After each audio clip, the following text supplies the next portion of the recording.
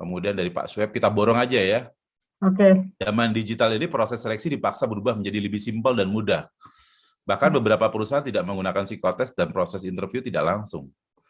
Kandidat membuat rekruter harus lebih sensitif dalam menilai kandidat. Apakah ada tips agar tidak menghabiskan waktu dan tidak salah pilih kandidat? Nah, ini memang jadi problem nih kalau buat kita-kita yang orang HR, pengennya FOMO ya.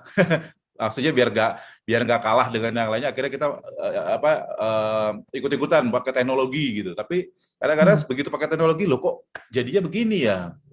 Wisdom yang dulu sama yang sekarang. Semua tuh harus ada rasanya gitu. Dan HR harus mengingatkan, HR kan adalah the people side of the business di dalam organisasi. HR yang harus terus mengingatkan, oke, kita boleh mensimplifikasi proses rekrutmen seperti itu. Tapi kemudian kualitas yang keluar dari proses itu apa? Itu yang harus kita ingatkan kepada bisnis ya. Jadi kalau tadi ditanya kita kita memakai begitu banyak teknologi. Kita harus melihat apakah teknologi itu bisa menangkap hal-hal yang kita butuhkan. Apakah dia bisa menangkap hal-hal yang perlu ada di dalam tahap-tahap rekrutmen. Kan tahap-tahap rekrutmen itu berbagai, bisa kita bagi. Di tahap awal mungkin yang paling sulit adalah tahap yang kita ingin tahu apakah mereka memiliki kapabilitas misalnya. Nah, itu bisa menggunakan teknologi.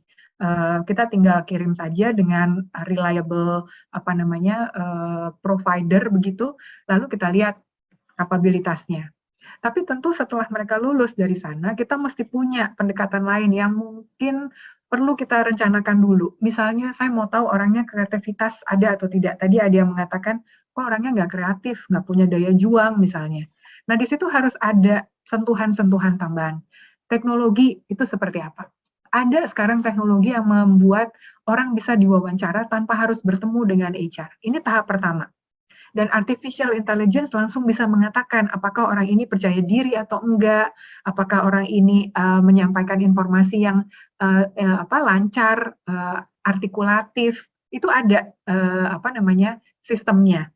Jadi teman-teman dari HR bisa menggunakan teknologi di dalam hal itu, ya.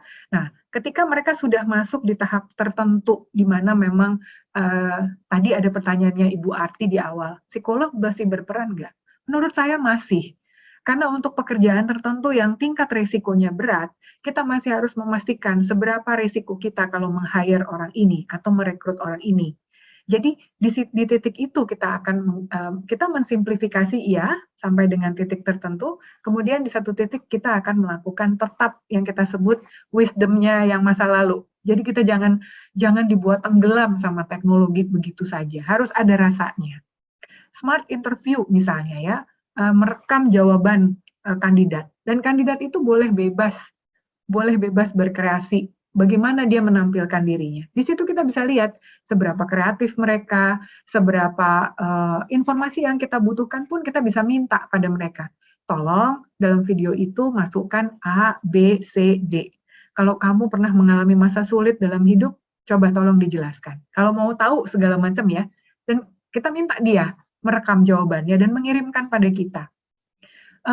Ada juga teknologi yang tanpa harus kita yang menilai, dia akan keluarkan laporannya, langsung mengatakan, oh Mas Hakim ini orangnya terlihat gesturnya sosiali positif, ada nilainya keluar, dan itu nggak pakai orang, sama sekali nggak pakai orang.